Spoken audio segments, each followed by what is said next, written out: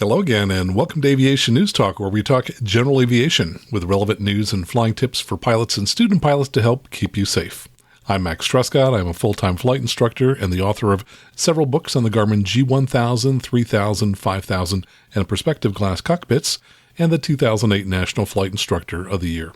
Today we'll be talking with Dr. Victor Vogel about common illusions that affect all pilots, which could kill you if you don't respond to them properly.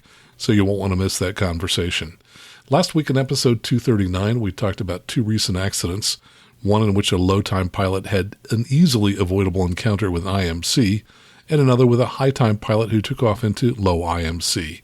So if you didn't hear that episode, you may want to check it out at aviationnewstalk.com/239. And this is a listener-supported show, and we're still ad-free because we're supported by you. So if you would take just a moment to sign up and become a member, support the show financially by going out to aviationnewstalk.com/awesome. And when you do, I'll read your name on the show. This week in the news, a drunk and drug-carrying student pilot lands on a highway. Two paralyzed pilots take to the skies. And an Oregon pilot who attempted to hire a hitman gets a light sentence. All this and more, and the news starts now. From news.yahoo.com, student pilot who ran out of gas and landed on Missouri highway is accused of DWI. A student pilot who landed a small plane on a Missouri highway early Friday morning was arrested on charges including driving while intoxicated. The pilot of the single-engine Piper Cherokee landed the plane about 2:45 a.m. on Interstate 70 near Grain Valley, a city about 22 miles east of Kansas City, Missouri. The Missouri Highway Patrol tweeted that the plane ran out of fuel, hastening the freeway arrival, and hit a guardrail. The pilot, identified in an arrest report as 35-year-old John T. Seesing, was hospitalized with a minor injury before being booked into jail. The pilot was the only person on board, according to the FAA. Seesing also faces allegations of careless and imprudent driving involving a crash, felony drug and gun possession, and possession of marijuana and drug paraphernalia, according to an arrest report. Seesing of Prairie Village, Kansas, has since been released from jail. The plane is registered to Warrior Aviation of Prairie Village, according to FAA records, which also state that Seesing has a student pilot certificate and a third-class medical. According to flight tracking website FlightAware, the Piper flew from Kansas City to Florida and on the way back made multiple stops. A former CFI told NBC affiliate KSHB of Kansas City that such a long solo trip is unusual for a student and that all trips would need instructor approval. Yeah, and most of them don't happen at 2 in the morning. The airplane lost altitude on its way to Kansas City's Charles Wheeler downtown airport, one witness said. And in a separate but related story, a trucking company released a video shot from a truck driven by Crystal Lipham, who was the first person to arrive on the scene. And in the video, you can see Lipham safely bring the truck to a stop. Then she gets out to investigate, and then she tells another person in the truck to call 911. She said she was shocked to see a plane pass overhead and begin to land. She said she blocked traffic, got out of her rig, and went to check on whomever was inside. The first thing she noticed as she entered the plane's cabin, she said, was the smell of alcohol. And I'll include a link to that video in our show notes.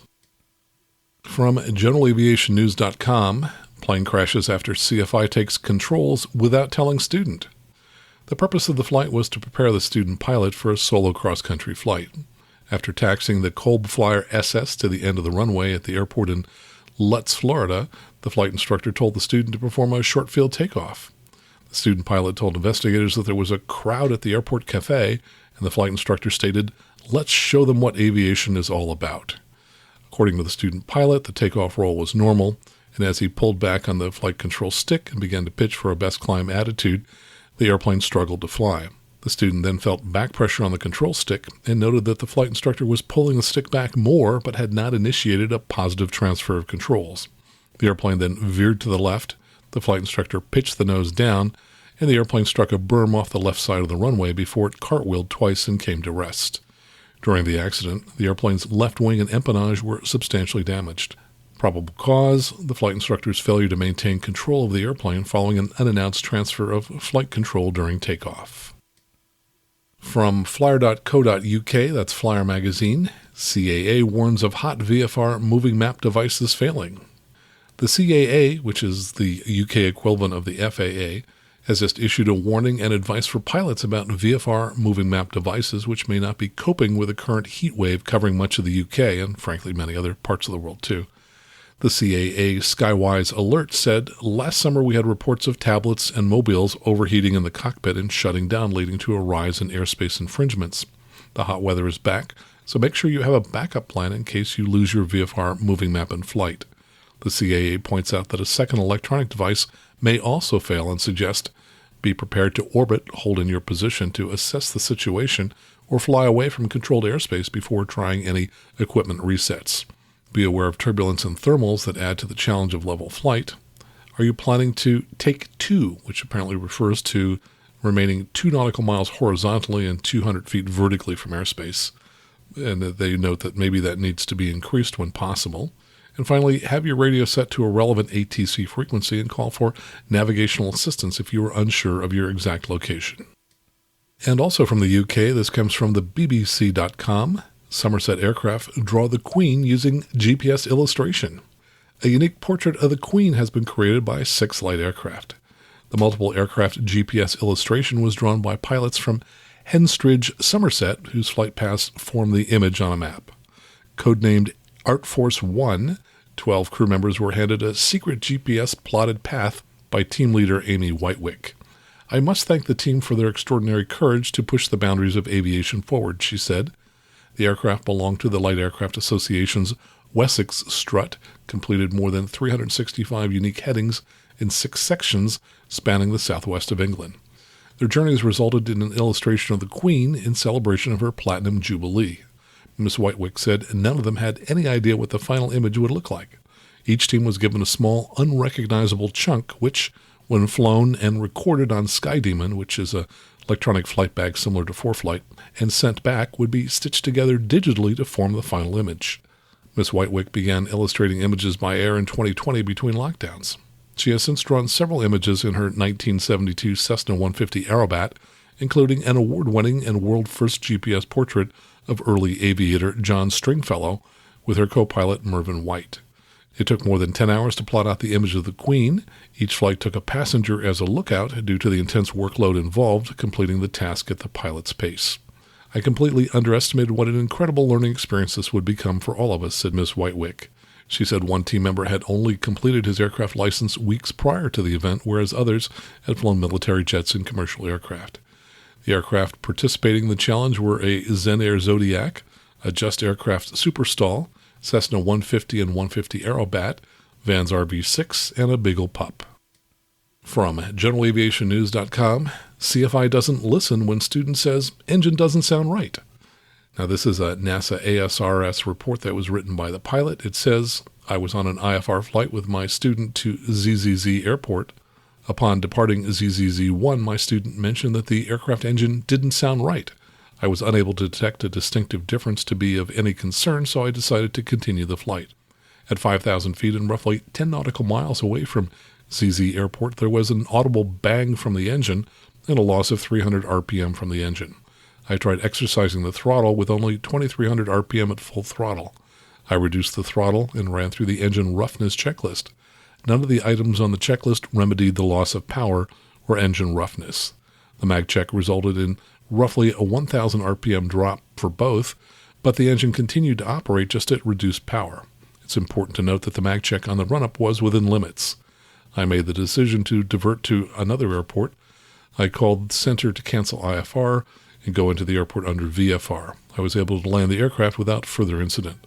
This event could have been caused by a maintenance issue. I think that it is important to heed the alerts from all those on board. I could have paid more attention to my student mentioning the noise from the engine. I might have been able to detect an issue before we were en route. From avweb.com, NAFI to host conference for flight instructors. NAFI, the National Association of Flight Instructors, has announced plans to host an industry-wide conference for flight instructors, dedicated to, quote, professionalism in aviation, education, and training.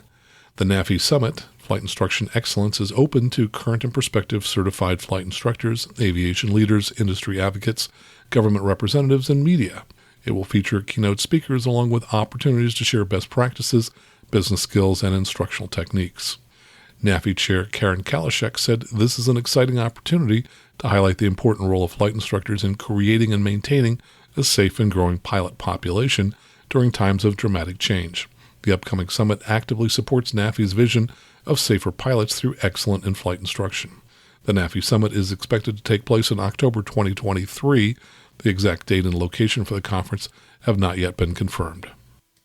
From kitplanes.com, 2 paralyzed pilots take to the skies.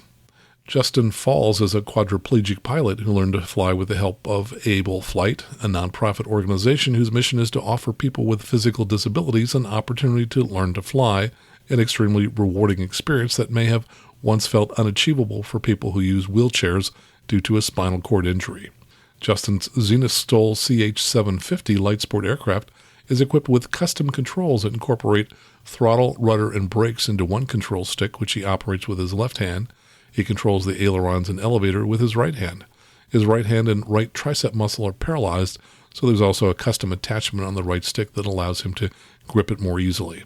In one of his videos, Justin notes that we often fixate on the things we can't do instead of focusing and appreciate the things we can do.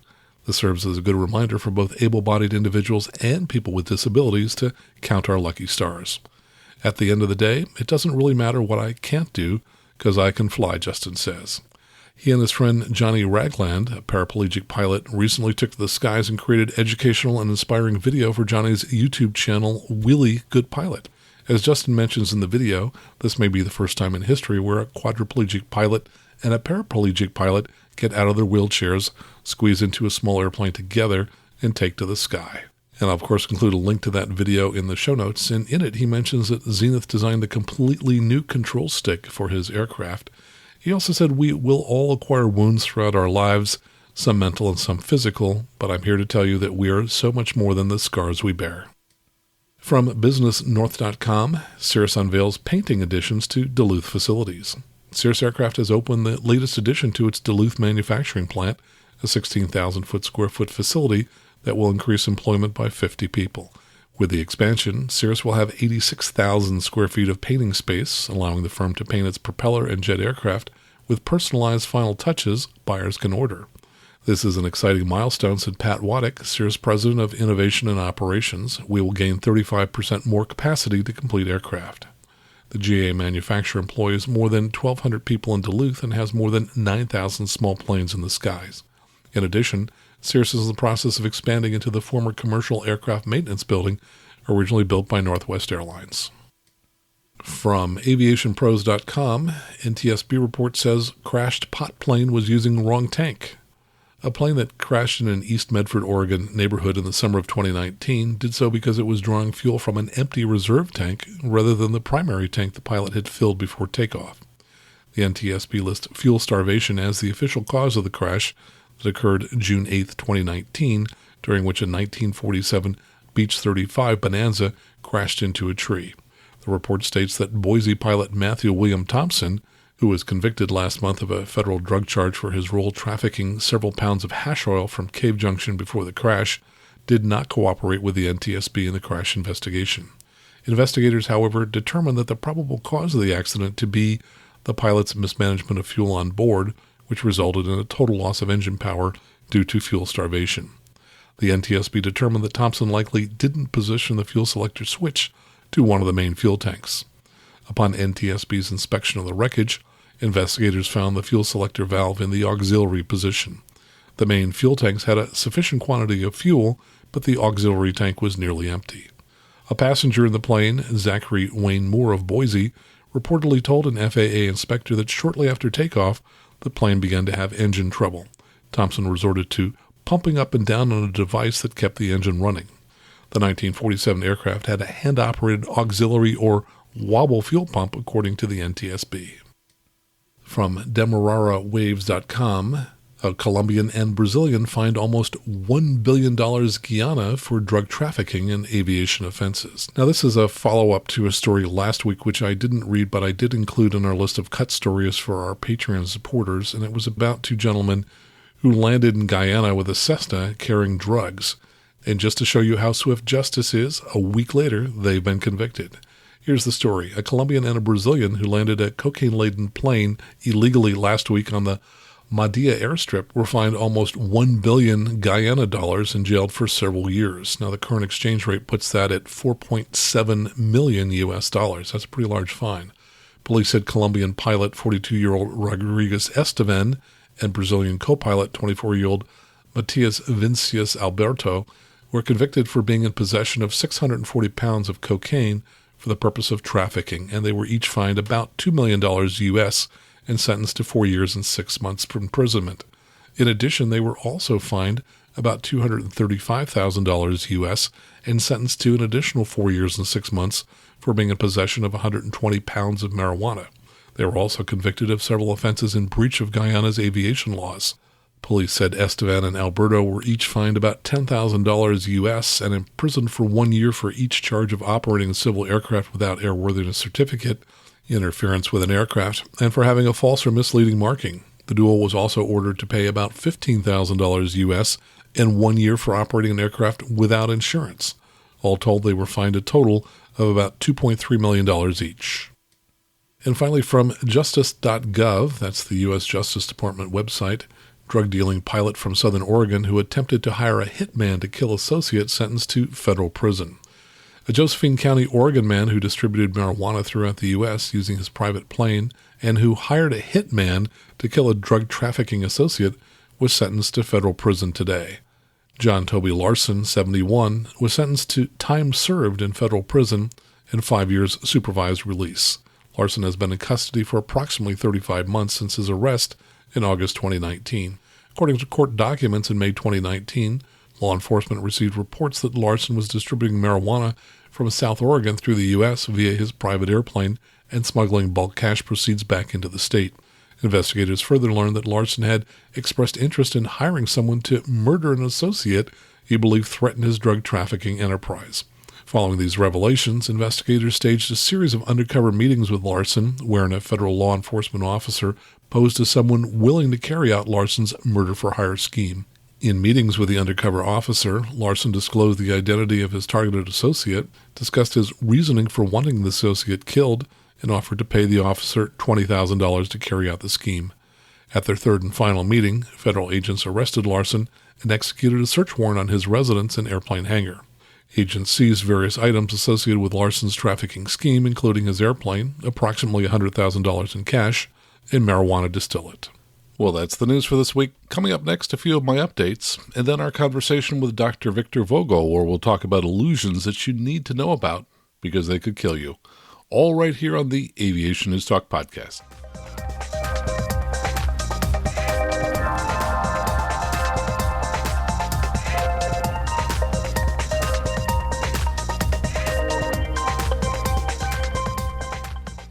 And let's start off with the good news. First, congratulations to mega supporter Dan Morris. He writes that he passed his instrument check ride yesterday, so congratulations, Dan. He says, I can't express how much your G1000 book as well as podcast helped me maneuver around the system. Thank you so much. So congratulations, Dan. And my client, Andrew James, just passed his instrument check ride in a very lovely 2022 SR20 that's available for rent at the West Valley Flying Club where I teach. So Andrew, congratulations. Now with Andrew, we started off in the simulator, did the full 20 hours there, and I really love starting instrument ratings in the simulator because it's such a great learning environment. So again, Andrew, congratulations. And the FAA has a new article out in this month's FAA Safety Briefing magazine. It's called There's No Business Like Airshow Business. And they describe it as a behind-the-curtain look at airshow safety. Now, this is something I don't know very much about, but I thought you might be interested in it. It says this work is carried out at the local FSDO level, where a qualified safety inspector is chosen to be the inspector in charge for the event, the IIC. And they talk about the pre-show prep that's required, and they say there's a multi-part process for getting an airshow approved that starts with a certificate of waiver or authorization, a COW. And they say if it's approved, it's issued to the event sponsor to allow participants to perform certain activities or maneuvers outside of the normal Part 91 requirements, but under conditions that assure an acceptable level of safety. And it says, armed with a laser measuring device, the IIC will verify locations and distances of the show line, the crowd line, and the race course if applicable. They say, for example, the AIC will check if the minimum horizontal distance required by policy exists between the shoreline and spectators. This depends on the type and speed of the aircraft used. The minimum distances range from 500 feet for Category 3 aircraft, which fly at less than 156 knots, to 1,500 feet for Category 1 aircraft that fly at more than 245 knots. And it says an event waiver will not be considered if these distances cannot be met. So, interesting article. If you've got an interest in the airshow business and how the FAA manages that, go ahead and look in the show notes, and I'll have a link there for you. Now, I mentioned recently that summer is the busy flying season when we have the most accidents, and sure enough, we had 11 fatal GA accidents over the past weekend. One was a Midair collision at the North Las Vegas airport that killed all 4 people in both planes. Now, that's pretty unusual. Typically in Midair collisions, on average, about 50% of the people survive. And my recollection is we have about a dozen Midairs per year. Now, I've listened to the audio and I've looked at the ground tracks on FlightAware and FlightRadar24.com. And there were 2 obvious problems that we've talked about here in the past that showed up in this accident. One of the aircraft, Piper JetProp, flew a downwind that was too close to the runway, and the pilot flew it at a relatively high speed. Now, this almost guaranteed that he would overshoot his assigned runway, which is in fact what he did. He essentially lined up for the wrong runway and overran the 172 that was doing pattern work on the opposite runway. Now, this was a tragic mistake that no experienced pilot should make. Yet, ironically, the JetProp was piloted by a husband-wife couple who were both experienced pilots. The husband was a CFI, and his wife had a commercial certificate with multi-engine and instrument ratings. Worse yet, they were flying back to their home airport after attending a weekend safety seminar in Coeur d'Alene, Idaho, that was sponsored by the Malibu Meridian Owners and Pilots Association, or MOPA. And there's also no way to know if this was a factor, but they were both older pilots. One was age 82 and the other was 76. Here's what happened. As I mentioned, there was a 172 that was in the right traffic pattern for 30 right. They had already made about 6 landings, the last couple of which were short approaches. They were cleared for another short approach, and they were hit by the Piper PA-46 Malibu Mirage about the time they were turning on to final. The Piper Malibu came in from the north and had been cleared to cross overhead the field at midfield, and then they were to make left traffic to 30 left. The pilot had confirmed 30 left multiple times and read back cleared to land 30 left. But apparently the Malibu completely overshot the 30 left center line and lined up with 30 right. The controller apparently noticed the Malibu out of position and just before the crash reminded the pilot that he was to be on 30 left. And the pilot read back 30 left, that's what I'm, and then 1 or 2 words that were unintelligible. It's almost as if the pilot was saying 30 left, that's what I'm doing, or something like that. If so, then the pilot had totally lost awareness that he was lined up for the wrong runway. Moments later, the controller asked the Malibu pilot how many souls were on board, and there were no further transmissions from either aircraft. Now, crossing overhead the field to join the downwind on the opposite side of the field is not unusual at an airport with parallel runways. This happens all the time at San Jose International Airport near my home. When the airport is busy, the clearest airspace is right over the middle of the field, and it's a convenient place to send an aircraft that keeps that plane away from both arriving and departing aircraft. The problem in this case started with excess speed.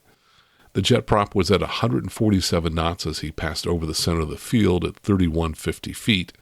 The field elevation is 2,205 feet, so the JetProp was about 950 feet AGL as he crossed overhead. When the aircraft was on downwind, it was only a little slower at 139 knots. The aircraft turned base when it was at 124 knots, and it turned final for 30 right. It was still at 118 knots. Now, Patreon supporter Carl Rossi, who attended that very same safety seminar and who met the accident pilots there, sent me a MOPA document that shows the recommended way to fly a traffic pattern in a JetProp. And while it doesn't list a speed for the downwind, Rob Lober, who runs a charter company called Air Tahoe and who we had on episode 126, said he flies their Piper Meridian on downwind at 120 knots.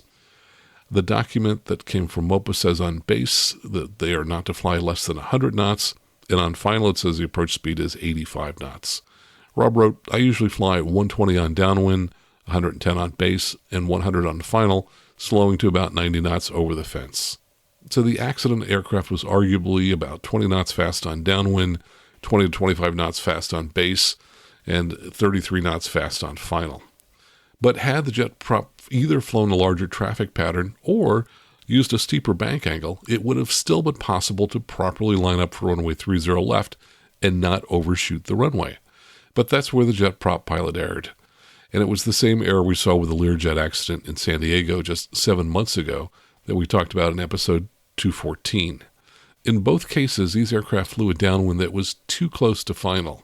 In this case, the jet prop turned onto a downwind that was just 0.63 nautical miles from the runway. As I mentioned in the past, when I fly a Cirrus, I try to fly a downwind that's offset from the runway by somewhere between 0.7 and 1.0 nautical miles. But I'm flying the pattern at a slower speed at a maximum of 100 knots, whereas this aircraft was about 140 knots on downwind, which coincidentally is the same speed that the Learjet was using in the traffic pattern at San Diego. And here's what you have to always remember. Your turn radius increases by the square of your speed. So if you're just 10% faster, then the turn radius is going to be 21% larger, and you need to fly a downwind that's further away from the runway. In this case, the jet prop was at about 140 versus 120. That's 17% faster, which means the turn radius is going to be almost 40% bigger.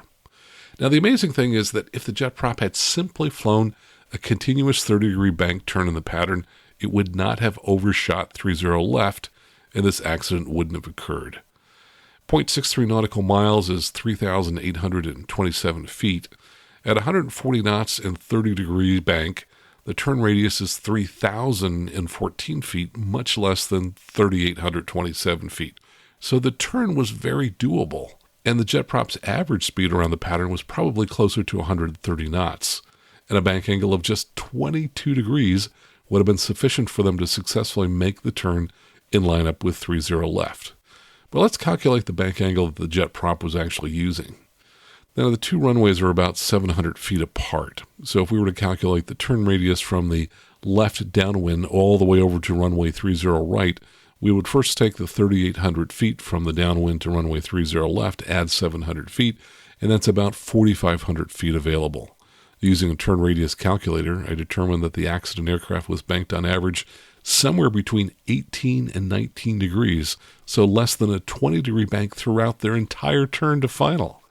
Now, in my teaching, I'm always amazed at the number of pilots who I fly with who make their turns on the traffic pattern at just 20 degrees. And that works just fine if you're in a really slow airplane. If you're in a Citabria, yeah, that's fine. But I strongly urge pilots to make their turns on the traffic pattern with a 30-degree bank. Now, some of these pilots tell me they're worried that the stall speed will increase if they make their turns at 30 degrees. And it will, but that increase is very tiny. A much bigger problem is that a wimpy 20-degree bank produces a turn radius that's nearly 60% larger than the turn radius you get with a 30-degree bank. So if you make 20-degree turns, there's a much larger probability that you're going to overshoot your final, and that causes all kinds of problems. The most common problem is that when pilots see themselves overshooting the base to final turn, they try to solve that problem by putting in excess rudder, and that sometimes leads to the classic base to final turn stall spin accident. Or in this case, it led to overshooting the runway and colliding with an aircraft that was lined up for another runway. So in my book, 20-degree banks are wimpy. They lead to a 60-degree increase in turn radius versus 30-degree bank turn, and the larger radius you get with a 20-degree bank increases the chances of overshooting the base to final turn, which can lead to a stall spin accident. And if you ever find yourself in a situation where you've grossly overshot the base to final turn, or worse yet, you've overshot it, you're now lined up with the wrong runway, what should you do? Say it with me. Go around. Now, a couple of months ago, I was doing a phase check for a pilot who'd been trained by another instructor and who was looking to fly one of the Cirrus aircraft in our club. We were at the Livermore, California airport making right traffic to 25 right. And this pilot not only overshot 25 right, but he was completely lined up for 25 left. Now, there had been one or two other minor problems leading up to that, and I terminated the flight and insisted we immediately return home. Afterward, the pilot's CFI commented that I shouldn't have terminated the flight early and that I should have let the pilot continue with the other landings required for the phase check. But to me, it was a safety of flight issue. In other words, I think overshooting a runway and lining up with the wrong runway is so egregious and such a huge red flag that it really calls into question whether a pilot has lost situational awareness. And there's just no telling what they might do next. So, of course, I terminated the flight. Now, we've talked about midair collisions in the past. If you want, check out episode 109 and also episodes 188, the latter of which was called 9 Lessons from the Cirrus Midair Collision over Denver. And hey, let's fly carefully out there. And now let me mention the new supporters who have joined the club to support us here. See if you know any of these people. We have a new mega supporter. These are the folks who donate $50 a month. And our new mega supporter is Sean Murray, and I'll tell you more about him next time. Other new Patreon supporters include Anne-Marie Malum and Laurie Sherrill. Both of them signed up at the $35 a month level, so they get access to my online courses. And John Johnson edited his pledge up to $20 a month, so he gets access to the videos. The most recent video I posted was with the Bay Tour with Catherine Cavagnaro flying with me in San Francisco area. And later this week, I'll be posting another mountain flight video flying at the South Lake Tahoe Airport. We also had some one-time donations via PayPal. Larry Mead donated $200. He said, Max, I fly an A36TN Bonanza and listen often to your podcast while running. Appreciate this service to the GA community. Thanks, Larry. And thank you so much. And we also had a donation from, the first initial is W, the last name is Volbrack. And that person donated $200 as well. Thank you very much. If you would like to donate to the show, you can make a monthly donation by just going out to aviationnewstalk.com/awesome, since you're all awesome listeners, and then sign up for whatever dollar a month you'd like to support the show at each month. Or you can make a one-time donation by going out to aviationnewstalk.com/PayPal. Coming up next, our conversation with Dr. Victor Vogel about illusions, all right here on the Aviation News Talk podcast.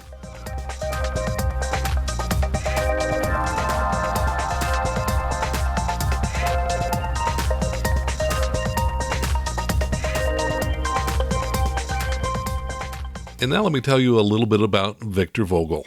He's a board-certified medical oncologist who was a medical school professor for 25 years, where he did clinical research in breast cancer treatment and prevention.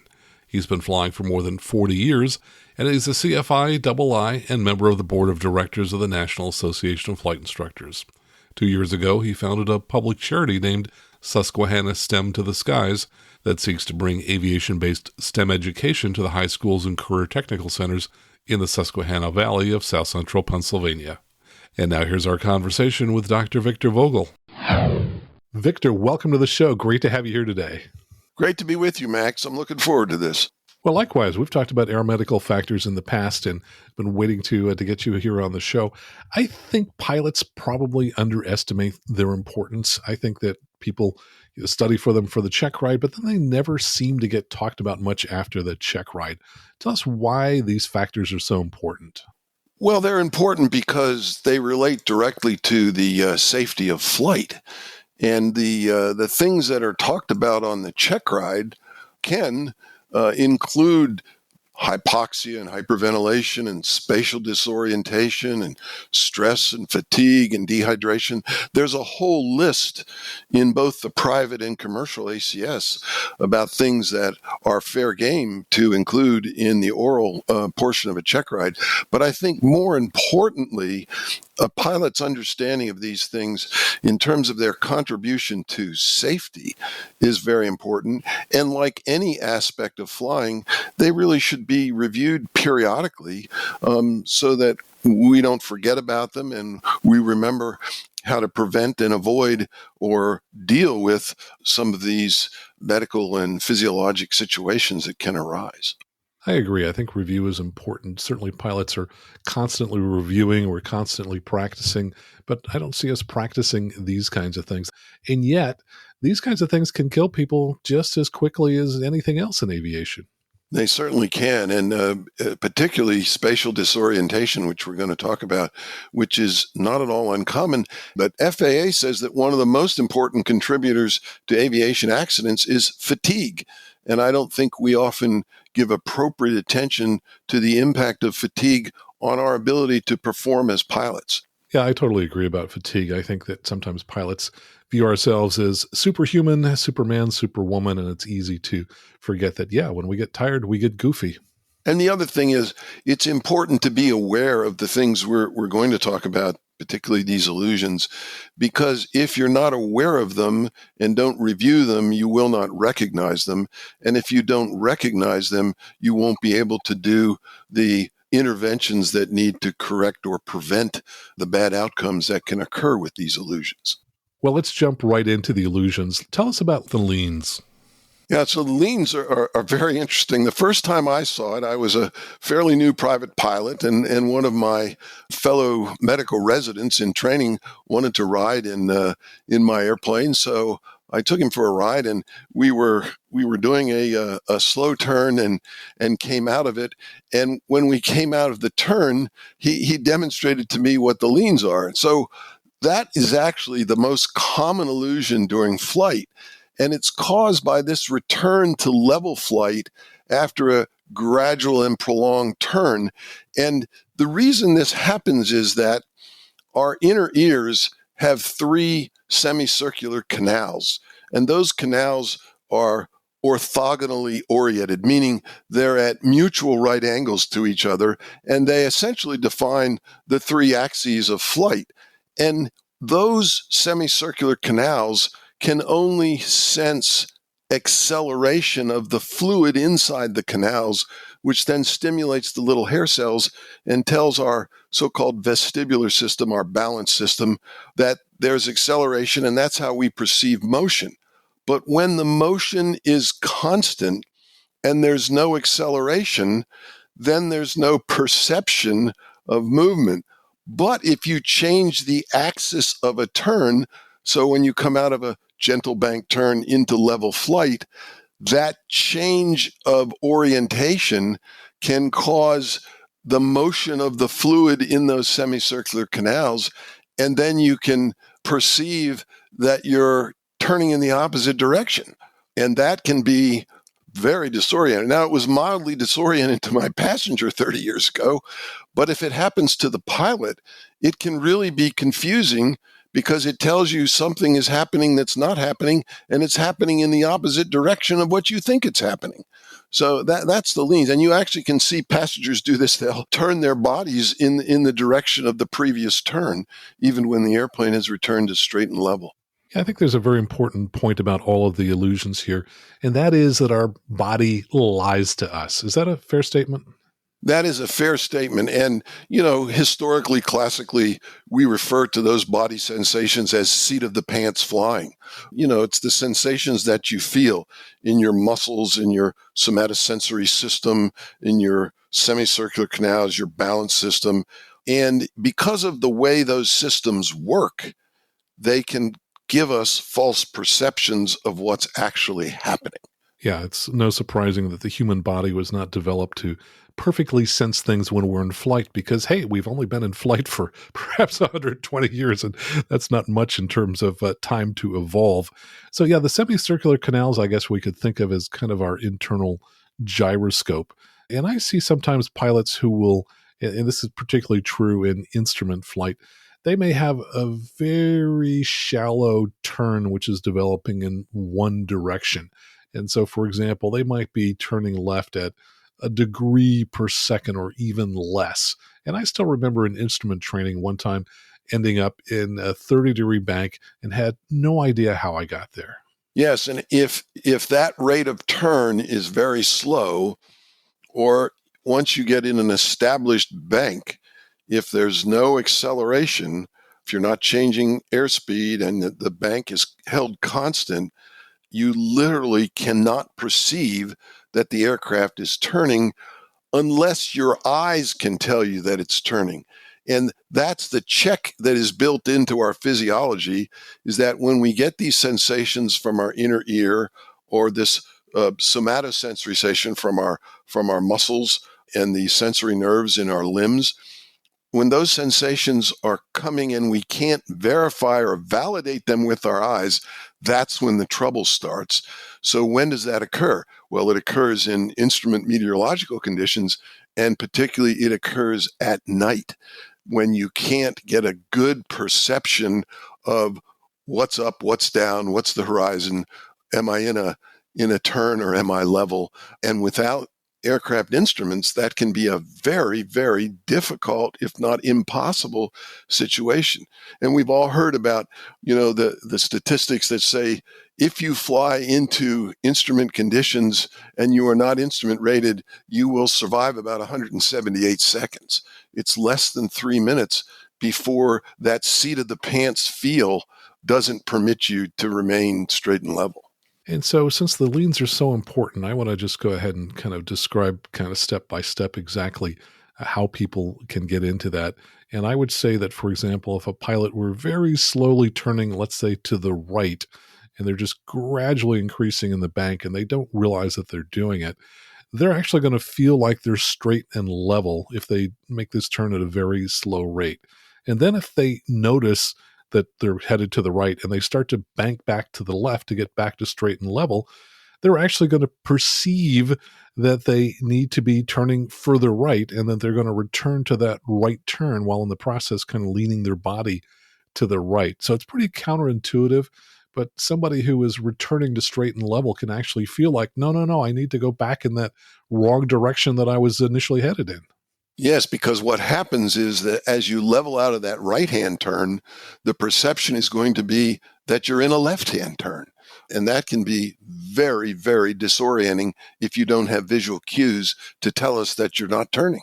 And I think as I look at the ground tracks for a lot of spatial disorientation accidents, it's interesting to me that invariably it's just a continual circle in one direction. It's not like people are reversing course usually. Boy, they just keep going the wrong way for far too long. Well, and maybe that gives us an opportunity, Max, to talk about a related illusion, the so-called graveyard spiral. Because for the same reason, if you're in a gentle, coordinated, constant rate turn, you can experience the illusion that you're not turning at all. And of course, if the airplane is in a bank, because we sacrifice part of that vertical component of lift for the horizontal component of lift, we are then going to descend. And it will not be perceived by the pilot that they are in a descent because the turn is gradual, there's no acceleration, and those turns can continue turn after turn after turn. And that's why it's called a graveyard spiral, because as you're losing altitude, if you don't have sufficient altitude, you will eventually contact terra firma. And it is one hypothesis about the John F. Kennedy Jr. crash that, in fact, he may have entered a graveyard spiral because he was at night over water, was not instrument rated, and very possibly could have been in a constant rate turn and a graveyard spiral and not realized that he was descending.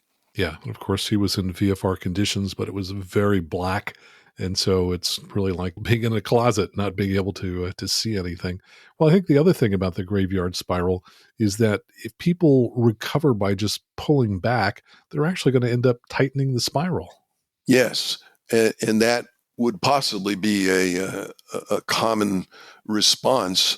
And if you get a rapid deceleration by reducing the throttles, you can have the notion that the aircraft is in a nose up or a stalling attitude. So if you change power in a turn, when you add or reduce power, it induces that movement in those semicircular canals and can give that illusion of either pitching up or pitching down, depending on whether you're adding power or reducing power. Well, and the unusual attitudes that are taught and required on check rides really address the graveyard spiral directly, because in essence, the 3-step procedure, if you're finding yourself headed down, power off, level the wings, and pitch up. And if you do those 3 things in a very distinct fashion, that's a really excellent way to break that graveyard spiral. But you've got to be looking at the instruments to do that. You can't just do that by feel. Yes, and the other thing I emphasize when I talk to flight instructors about this is that these are things that should be demonstrated to pilots either in a flight review or in an instrument proficiency check. I think sometimes we get a little routine in our reviews and in our proficiency checks, and we should introduce some of these things. And in the Aeronautical Information Manual, there are very good descriptions of how these illusions can be demonstrated by a CFI to a pilot. And I would encourage all pilots that when you're having either a new rating or you're getting a review of either a flight review or an instrument proficiency check, that you ask the CFI to demonstrate for you some of these illusions. And some of them are very simple to demonstrate. You can just have the CFI can just have the pilot close their eyes or put on a hood, and the CFI can go through various maneuvers that will replicate some of these illusions that you're talking about. And actually, to experience these illusions under controlled conditions with a CFI is actually a very, very good learning opportunity, because it'll give you the ability to recognize and correct these illusions should you encounter them in your regular flight. Well, these first two illusions that we've talked about, the leans and graveyard spiral, both of them pilots can get into by making very slow, perhaps even unconscious movements to the controls, getting themselves into a turn. Let's talk about Coriolis illusion, which is a little different. Yeah, so this is something that occurs when the pilot's been in the turn long enough for the fluid in the canal to move at the same speed as the canal. In other words, the acceleration of the fluid in the semicircular canals stops. But then what happens is if you move the head in a different plane, and the classic cause of this is if you drop something and you bend down to pick up, say, a pencil from the floor or a chart from the floor, or heaven's sakes, you drop your iPad on the floor. If you move your head through a 30 or 45 degree motion, then the movement that you're in will start to accelerate the fluid in a different semicircular canal. And this is the Coriolis illusion, which causes the pilot to think that they're moving in a direction that they're not moving, because they've subjected one of the other semicircular canals to acceleration. And if this happens, it can be very disorienting, and the pilot may actually then maneuver the aircraft into a very dangerous attitude. So, and this can be demonstrated, again, as we were saying a moment ago, with a flight instructor, have the flight instructor at the controls, and the pilot bends down, picks up something off the floor and comes up, and the world will be moving in a very odd direction. If you ever see that, you will not forget the experience of that sensation when your body's telling you you're moving in a direction that you are not moving. Yeah, and I think this is a really good example of when it makes sense for pilots to delegate tasks. If you've got something on the floor, for crying out loud, ask the person next to you to pick it up off the floor. It's crazy for the pilot to be doing that. Yeah. And if you're solo and you drop something important like your iPad, if you've got an autopilot, put the airplane on autopilot, make all movements gentle and slow. And when you pick something up off the floor and come back upright, wait a few seconds for things to sort of equilibrate and go back to normal if you're experiencing those illusions of motion in a direction that you're not turning. You definitely don't want to be making rapid movements of your head in the cockpit, especially in IMC, to alleviate the possibility of Coriolis illusion. And I think gentle and slow is also a good way to do most of our flying, whether it's day VFR or whether it's instrument flying. Small control movements just make for better pilots. My instrument instructor used to say, small corrections, which is good advice for all of us instrument instructors. Yeah, definitely. And of course, the overriding advice for virtually every illusion that we're going to talk about today is focus on your instruments and ignore those false signals that you're getting from your body. Yeah, and I think that also raises this notion for a pilot who is not instrument rated, a flight review is a good time. You know, the ACS says what? You need 3 hours of instrument instruction as a private pilot. And it may have been years since a private pilot without an instrument rating has done any instrument work. And I think it's a good time to review for a pilot who's not instrument rated, how the instruments can counteract these illusions and may be life-saving in situations that may arise unexpectedly. Let's talk about another illusion. Tell us about somatographic illusion. Yeah, so this is something that happens in rapid acceleration. So during takeoff, and those otolithic organs, those organs in the semicircular canals that are affected by the endolymph moving in the canals and moving those hair cells, the acceleration can move those hair cells and make us think that we're tilting our head backwards, or that the whole airplane is pitching up, and that we're in a nose up attitude.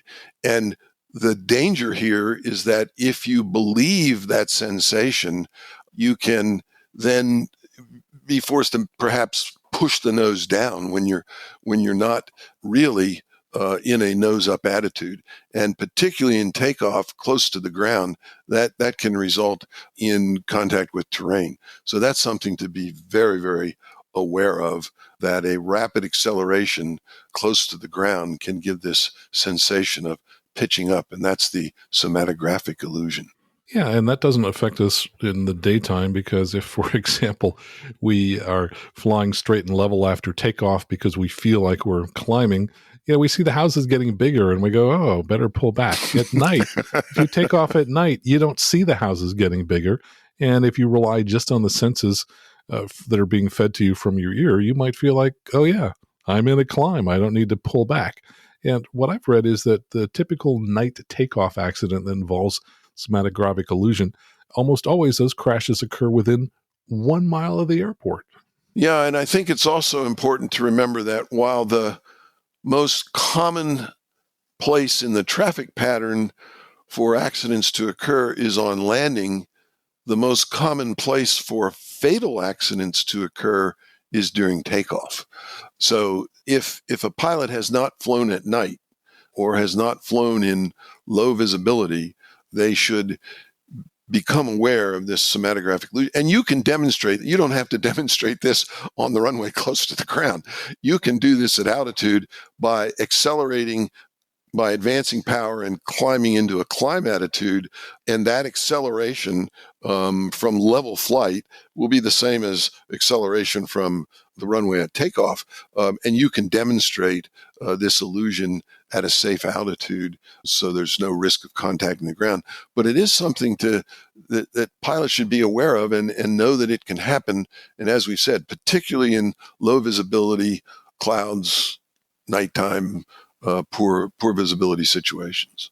So the Atlas Air 767 crash that occurred down somewhere in the Houston area, an accident we talked about on this show, involved that, and that particular aircraft had a co-pilot who essentially just pushed extremely hard on the jet, so much so that when they came out of the clouds, even though they had thousands of feet to spare, they couldn't pull it back up.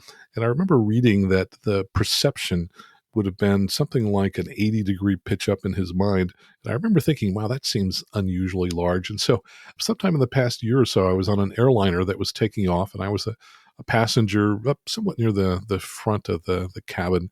And I thought, let's just see what this feels like. And I closed my eyes, and I just kind of decided, as we were accelerating down the runway, to try and figure out how much it felt like I was pitched up. And during that takeoff, I don't know that we actually even left the ground, but I opened my eyes and it felt to me like I was pitched up about 45 degrees, and yet we were virtually straight and level. And I thought that was a pretty dramatic illustration of the problem of somatographic illusion. That's a very good illustration. And it may not be as common in the typical training aircraft that don't have rapid accelerations, but one of the dangers is, as pilots transition from more docile training aircraft into higher performance aircraft with rapid acceleration, this can be a real challenge for the pilot. Well, I just want to highlight where somatographic illusion can get people in trouble. We talked about taking off at night, but also taking off into low IMC. For example, we had an accident at my home airport about 10 years ago with a very nice Cessna 310 that I had flown once, took off essentially in zero visibility. The tower could not see the airplane, but told them that they are allowed to take off at their own risk. That particular aircraft ended up hitting a power line probably 3/4 of a mile from the runway, maybe a mile from the runway, at about 50 or 70 feet above the ground.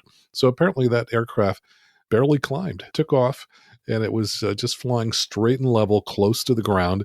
And the pilot had no idea that he was not climbing because cinematographic illusion is so powerful. It gave him the feeling that he was actually climbing when he wasn't. Yeah, and that he probably was pushing the nose down to compensate that feeling, that illusion. Yeah. Another place it can happen is for instrument pilots who are flying at the missed approach point. So as you are flying an instrument approach, you reach minimums, decide that you have to go around. At that point, you're going to put in full power. The aircraft is going to accelerate. And as that aircraft accelerates, it's going to feel like the aircraft is pitching up. And I often see pilots who are flying straight and level at the missed approach. They think they're climbing, but they really need to look at the pitch on their attitude indicator to see that it's indeed pitched up. And we'll look at the VSI and confirm they've got a positive rate of climb.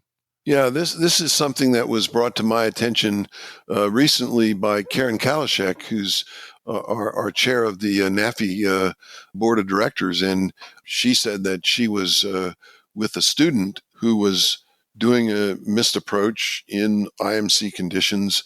And as they accelerated, he wanted to push the nose down on the missed approach. And as you point out, close to the ground, that is a very, very dangerous maneuver. Yeah, it's such an easy trap for people to fall into. And if they're not familiar with it, not thinking about it, it's just easy to do. Anyway, like we said before, look at your instruments. What are some of the other illusions that pilots should be thinking about? Well, there's one called the inversion illusion, which is kind of interesting. If you change from a climb, come out of a climb and go into a straight and level flight, and if you do that quickly rather than gradually and gently at the level off, you can get this sensation that you're actually tumbling backwards. And I actually did experience that one. And it is as disorienting as any of these illusions, because if you don't do this gradual level off and do it rapidly, the movement again of that lymphatic fluid in the in the semicircular canals can cause this notion that you're tumbling backwards, and again, like the cinematographic illusion, can cause you to pitch the nose down, and depending on where you are, that could cause a serious problem. Another illusion that's similar to that is if you're flying along in turbulence and you're in straight and level flight, but you have a sudden and abrupt upward vertical acceleration. This can stimulate those semicircular canals into the sensation of being in a climb, what we refer to as the elevator illusion. And that, too, can cause the pilot to push the nose down, trying to correct what he feels or perceives, she perceives, is a climb, but in fact, it's just from turbulence and acceleration of the fluid without really a major change in attitude. And on the first one, inversion illusion, I guess that's another good example of when it makes sense to be making slow and gentle movements of your controls. It's that abrupt action that leads to that illusion.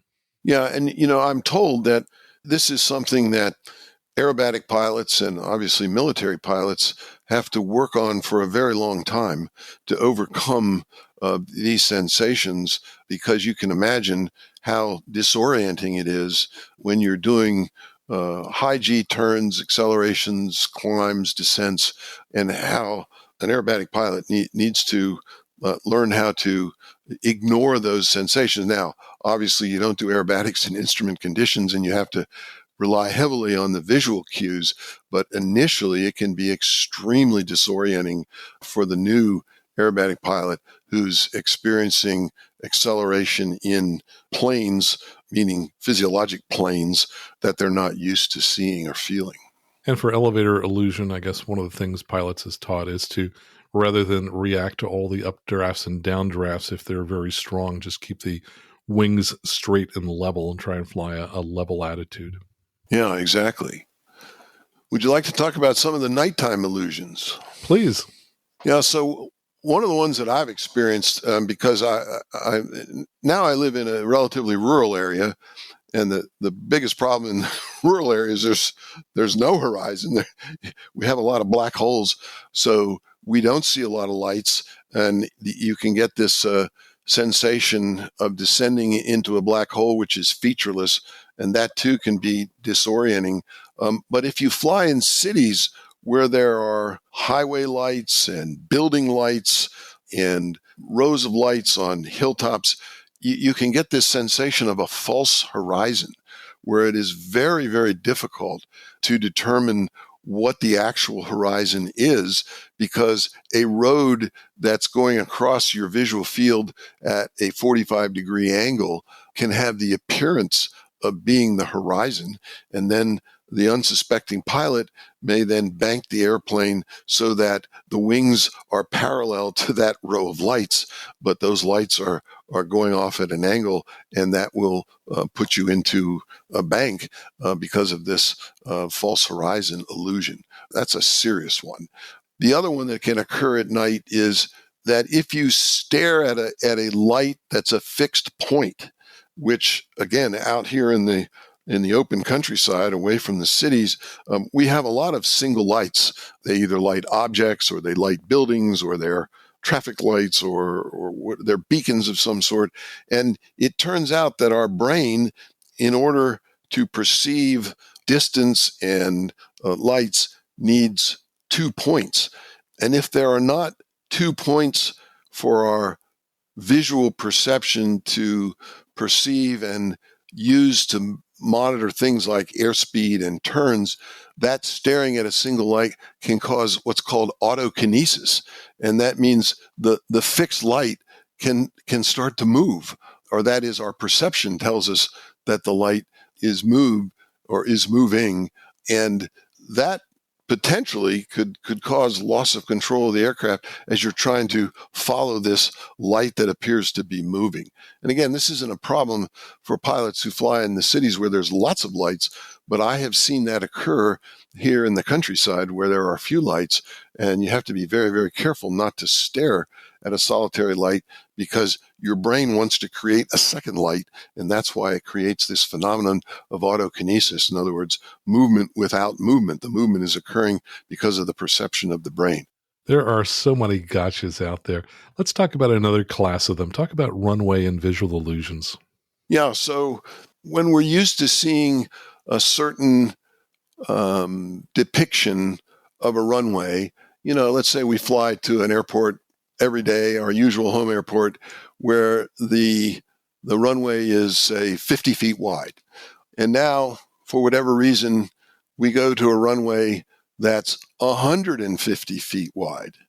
And we're used to seeing on an approach the width of the runway being a clue to us to how high above the runway we are. And so if the runway that we're coming to is much wider than the runway that we're used to going to, the risk is of being very much higher than we should be, because our mind wants to make the apparent width of that runway what we're used to seeing. So a wide runway will cause us to be high. And likewise, if we fly to a very narrow runway, it will give the perception that we're higher than we're used to being, and we might then do a low approach and land short or contact the ground before we get to that narrow runway.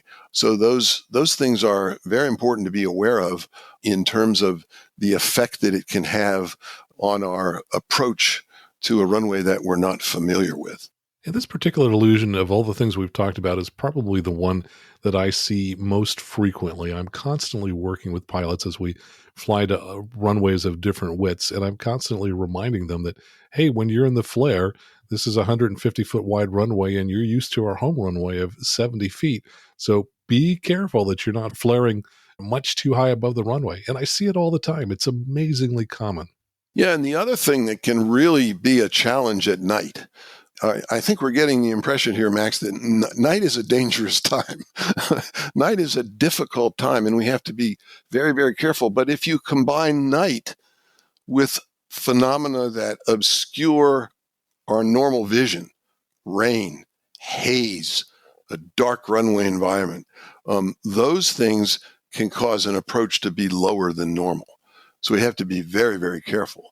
And conversely, things like bright lights and steep terrain, and as we said, a wide runway, can give the illusion of being too low, and then we fly a higher approach than normal. And so these are things, again, I'm going to sound like a broken record here, that really should be experienced and practiced. And if you're someone who maybe you're night current, but you haven't done a lot of night landings or haven't gone to airports with runways of different widths and lengths, this is a good thing to practice with an instructor, because the nighttime illusions can be very difficult. I remember the first time, after living 35 years in cities and coming here to rural South Central Pennsylvania, and I was with an instructor because I wanted to, get my night currency in an environment that I hadn't flown in before, and I had a very difficult time in night visual conditions. The visibility must have been 30 miles. I could not find the airport. Even though it had a beacon and there were runway lights, there were other lights, small city lights around this airport, and I found it very, very difficult to find the airport. And that too can be very disorienting, because when we can't find the place we're supposed to land, it'll increase our anxiety. And when our anxiety rises, then our perceptions become less acute, and our ability to maintain control of the aircraft can be really, really very difficult. And for a moment, I was very, very concerned that I wasn't able to identify the runway. And thank goodness I had a local instructor with me who knew exactly where the airport was, and he got me pointed in the right direction. But I've often reminded myself that, when you go to an airport that you're not familiar with at night, all of these illusions that we've been talking about, false horizons and the effects of rain and haze and runway width and so forth, can be very disorienting and potentially very dangerous. Yes, I think people totally underestimate the challenge of flying at night. Well, this is probably a good opportunity to talk a little bit about other kinds of illness like the common cold. You know that I'm just now recovering from a fairly nasty cold, and I still don't plan to get back into the skies for a couple more days from now. Tell us a little about, in general, about how recovering from a cold and going flying can not be a good idea. So now, Max, I'm going to take off my flight instructor hat and I'm going to put on my medicine hat. So there's a few things that we all need to be aware of when we've had a recent illness. And I'll remind everyone of the very familiar I'm safe checklist. And illness is part of the I'm safe checklist. And illness can have a number of effects. Illness can cause fatigue, and it can cause a diminishment of our normal reflexes and sensations and perceptions. So we have to be aware of that because of the symptomatic effect of illness, that can affect our flying. But then if our illness has been something like a head cold, that can affect our inner ear, which can affect balance and perception and may accentuate some of these sensations that we've been talking about. We haven't talked about sinus block or middle ear block. If there's a tube that runs from your inner ear to your throat called the eustachian tube, and that tube equalizes the pressure on both sides of the eardrum. And if that tube is blocked because of fluid, because of illness, infection, it can become very, very painful, and it can become almost disorientingly painful with ear pain, or you can also experience similar pain in your sinuses, the big sinuses beneath your eyes called your maxillary sinuses, the smaller but equally important sinuses above your eyebrows called your frontal sinuses. And if those sinuses can't equilibrate with changes in altitude, and those changes don't have to be to the flight levels. A flight from sea level up to as low as 4,000 or 5,000 feet can affect the middle ear, the inner ear, the sinuses, and it can be very, very uncomfortable if you experience that kind of pain, and it becomes difficult to focus on the flying. And then the other thing, in addition to the symptoms of an illness, fatigue, headache, ear block, sinus block, ear pain. What if we're taking a medication for the illness that we have? There are some medications that FAA says are acceptable and safe to fly with, and there are some that clearly are not safe to fly with because many of them are sedating, but they can also do things like cause dizziness or other somatic symptoms that would interfere with flying. So all of those things need to be taken into consideration by thinking about the I'm Safe checklist, by reviewing the medications that are permissible or not permissible when we fly, and making sure that before we return to flight after an illness, that we're physically fit to do that. And I think that's something, I've often said in my talks about this, that the commercial airlines and particularly the military, they've got flight surgeons and staff physicians who can check them out. But many of us don't have the opportunity or the option of being checked out by a physician immediately before flight. So we become our own certifying flight surgeon before we fly. And we have to make sure that all of those things, symptoms, fatigue, medications, are all acceptable and that our performance is going to be up to standards and that we will remain safe if we've recently recovered from an illness. We have a lot of responsibility as pilots. I was thinking back to many years ago, long before I became a flight instructor, as I was recovering from a cold as I am right now. I was feeling well enough that I could go driving, and I thought, well, I guess I'm well enough to fly. And as I flew, everything went along fine, no issues. But when I went to land, it felt like I was using every brain cell I had. It felt like the hardest thing that I ever done. And that's when I realized, nope, you really need to be about 98% healthy. You can't be just well enough to drive because flying is a heck of a lot more demanding than some of the normal activities we may do as we start to feel healthy again. Yeah, essentially, when we drive, most of the time, the vast majority of the time that we're driving, we're only driving in one dimension, straight ahead. Now, occasionally we make it two dimensions when we make a right or a left turn. But when we fly, we're always flying in three dimensions. And that's why it makes it much more challenging. And again, we in a car, we can only accelerate in one axis. We either accelerate or decelerate in a single axis. But in an airplane, we can accelerate or decelerate in three separate axes. And all of that can have a very, very severe impact on the safety of flight. And that's, again, why we emphasize that before each flight, we must self-certify that we are, in fact, healthy and fit to fly. Well, Victor, as we start to wrap up here, any final thoughts you'd like to share? No, this is just something that I would encourage both pilots and flight instructors to focus on. As I mentioned earlier, this is something that should come up in reviews. We should remind our private pilot students and our commercial pilot students that questions about all of these things that we've been talking about are fair games on an oral exam during a check ride.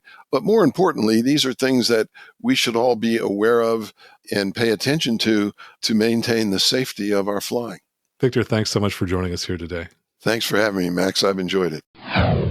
And my thanks to Victor Vogel for joining us to talk about illusions. I've included links to his Susquehanna STEM to the Skies public charity and to the National Association of Flight Instructors in our show notes. So until next time, fly safely, have fun, and keep the blue side up.